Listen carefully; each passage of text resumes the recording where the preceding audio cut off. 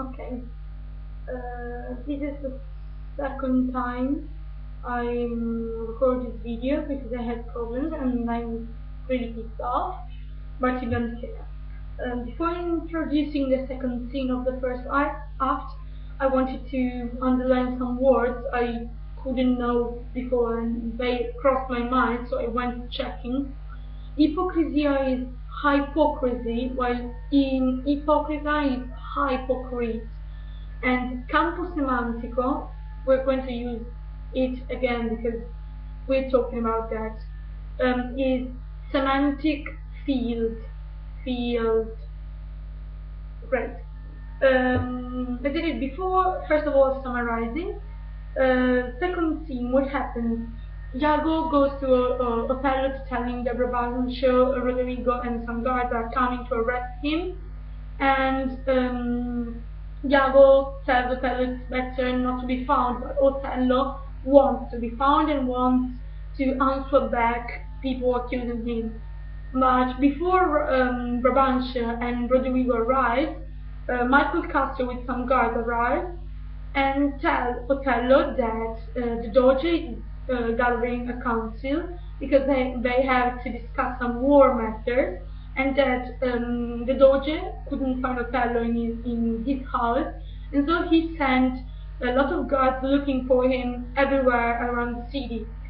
After Michael Cassio saying this, Brabantio and Roderigo finally come, and they want to bring Othello. We want to arrest Othello, and as Brabantio found out of this, as Brabantio finds out of this about this council, he has to go to the Doge, and he wants Othello to go to the Doge, not just for the council, but also because he wants to accuse Othello before the Doge and before all the other senators and noblemen. Well, we're going now to read something and underline some important things, some important features of this scene. It starts, as I said, with a dialogue between Iago and Othello. Iago says, "Through in the trade of war I have slain men, yet do I hold it very stuff of the conscience to do on contrary to murder. I lack iniquity sometimes to do me service. 9 or 10 times I have thought that I have yearned him here under the wrist." He's telling Othello that he wanted to kill Roderigo so many times because Roderigo was annoying him with his behavior. And Othello answered, "This is better as it is." Othello believes him. And here, as Mrs. Vincio told us, we can see that the audience, that's us, knows much more than Othello, much more than the protagonist, so we can understand that Iago is cheating on him. Cheating on him is something more sexual, but okay, who cares? He's cheating him, he's deceiving, ingannare, deceive. Iago is deceiving Othello, and we can understand that, but Othello can't. Othello believes Iago, and this is going to happen. We're going to notice this difference between us and Othello many times throughout the whole tragedy. In fact, they always insist on naming Othello the Moor, the black one, his Moorship, not just to diminish him as we said in the first scene, but this black feature is to mean also the blindness of Othello to Iago's plans. Othello is totally blind to Iago's plans. Well, we can see, but we can't tell Othello, obviously, because Othello is a matter of fiction, a character. Well, Iago goes on lying, and he say, "Nay, but he prayed and spoke such scurvy and provoking terms against your honor." He said that he was bothered by Roderigo because of his scurvy and provoking terms, so his vulgar words and way of speech. And we know that it was also, and not just also, especially Iago using these scurvy and provoking terms. So again, we know that Iago is hypocrite, that he's lying, that he's saying Rodrigo did that while he was on the first line doing that, but Othello can't understand it. Anyway, he says that Brabantio wanted to accuse him. Othello answered, "Let him do his part. My services, which I have done the signory, shall outtongue his complaint." So he says that whatever Rodrigo and Brabantio say, he's not afraid. He's not afraid of people accusing him, because he knows these complaints will be made silent by all the services he had made the signory. So Othello is very self-confident, and he's conscious of his rank and importance for the signory, and so he knows nobody can accuse him so easily. What else? Iago says Othello insists a lot on this power he has, on his importance he has. Iago says that you were best go in. That means it would be better if they didn't find you. But again, we see Othello is not afraid at all, and he says, "Not I. I must be found. My parts, my title, and my perfect soul shall manifest me brightly. Is it they?" And so he's, as we said, self-confident, because his part and his title, because he's an important man of war, he's a general, the captain, will manifest him rightly. So whatever Rodrigo says, he's sure and confident because he has a perfect soul. We have to underline that this is the first time we hear Othello speaking directly. We heard people describing him, talking about him, and it was always people who actually couldn't stand him. For the first time now we hear his words directly, and we understand that he is a noble man, a man of high rank, and he also speaks in a noble way. So he's totally different from how Iago and Rodrigo and Brabantio described him. Well, who's coming now is still not Brabantio, but Cassio comes before, and he tells Othello that the Doge is gathering a council that he is needed. And here we can understand again how important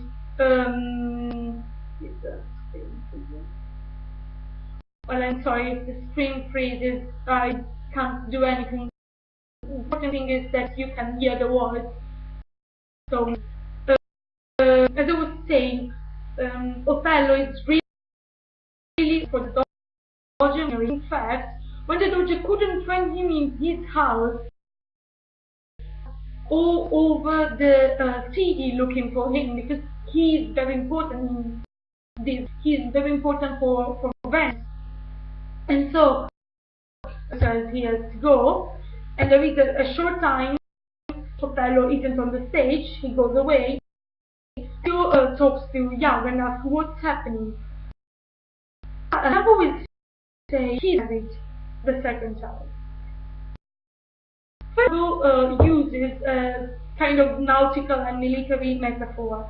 It is the same as while he was describing Iago, while Iago was describing Theo, to diminish him and to underline his being not expert about methods, he kept using military and navy words coming from a military semantic. Here, Iago says, "Faith, he tonight has boarded that if it prove lawful prize, he's made forever. Questa notte è andato all'arrembaggio di un cargo di terra. Se il bottino di brutale, lui si è sistemato per sempre." And Cassio obviously I do not understand, And when Iago kind of arrogant says he's married. So again, he's trying to insist, to point out Cassio's lack of experience when Othello comes, but Brabantio comes as well. And we see that Sasha says, "Down with him, thief!" Again, saying the thief, because as we said, in his mind, Othello has stolen his daughter by injuring her. Then there is Othello avoids the fight, wants to prevent his thing. And then there is a kind of quite long speech by Brabantio, and say, "O thou thief, where hast thou stole daughter that thou hast enchanted her?" Again, this thing that he enchanted Desdemona.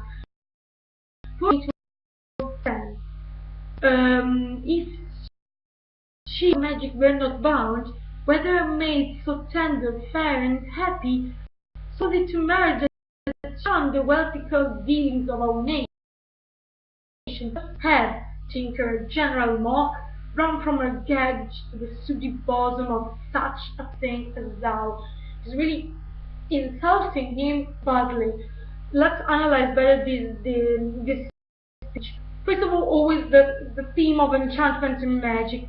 And what he says is, we can see his dream image of his daughter, as we said in the previous video. Desdemona in his mind is a maid, tender, fair, and happy. This image of daughter. And it says, summarizing, is it possible, girl, so tender and happy, opposite marriage, at the point that she rejected husbands I find her, who were wealthy, rich, noble, etc. He says, why she reject these people and go to him? He says, in Italian it is il petto fuligginoso, correre da tutti verso il petto fuligginoso di una cosa come te. So, of such a thing as thou, it is really something. Always il petto fuligginoso, always saying black, and so diverse, and so foreign, always a light thing. So he is sure that that thou hast practiced on her with full charm, abused her delicate with guts or minerals that weaken motion. It is impossible for him. Mona has fallen in love with her.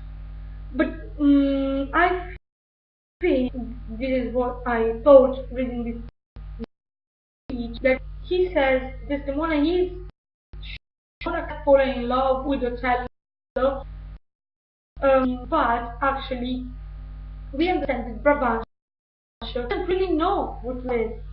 He is not the logic of love. He can't ever understand it, because it's only the logic of money, of being noble, of being rich. So why should my daughter reject someone rich to go with a black and foreign soldier? He can't understand that. And so it's not love, it's surely love. But what does this mean? For Brabantio, love, being in love with someone, but it is rich and as noble as you are. You really can't understand, can't think of what love is. Fred, again, it just says, where will you today go to answer your child to answer back? Now tells him that the Doge is held in a council, and Brabantio answers he's going to go to this gathering, but he says, how did you council in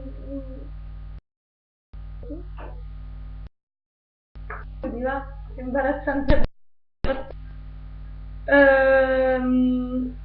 Sorry. How the council in this time of the night bring away. He's surprised, but not just because it is night. He's surprised and also a bit offended maybe because Brabant is a very important nobleman, and so they also Iago referred to him as the Magnifico. So someone very Othello knows about this council. He doesn't. Actually annoys him. He's annoyed. He's bothered, and because he feels. And so he said, okay, let's bring Othello in front of the Doge. Then we go there. I'm going to accuse him in front of everyone.